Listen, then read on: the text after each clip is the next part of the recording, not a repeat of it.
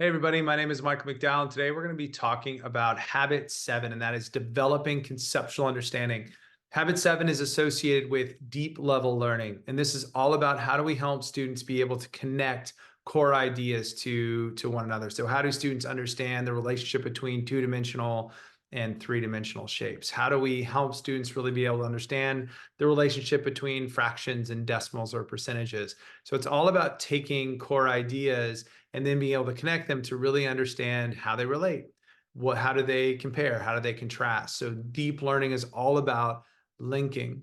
And in this particular habit, we're really trying to get students to start to practice high quality classroom discussions, seeking help from peers, and evaluating and reflecting on their understanding of core ideas and how they do and how they do not, or how they potentially may not connect.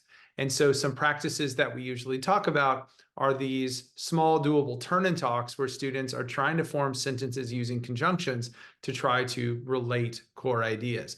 The developing conceptual understanding is one of those places that a lot of teachers and a lot of schools start with to really just make sure that students are getting the foundation of high complex sentence structure and that they're defaulting at that deep level, and then they can go into the surface if they need to really build some more of that background knowledge, or they go into the transfer to see how they may apply.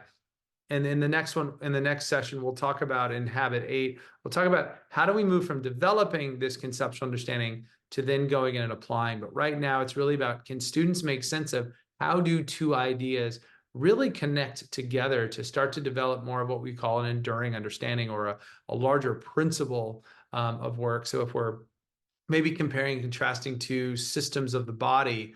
So we're looking at like the nervous system and the cardiovascular system, that as students start to develop a relationship between how these two systems relate to one another, they start to get a better sense of the idea around homeostasis and balance of the body. This practice, these small, doable, consistent practices that we have in the Rigor Redefined book and the professional learning, really helps students over time start to develop that deep level learning, which is where most of our standards around the world sit. Thanks, everybody.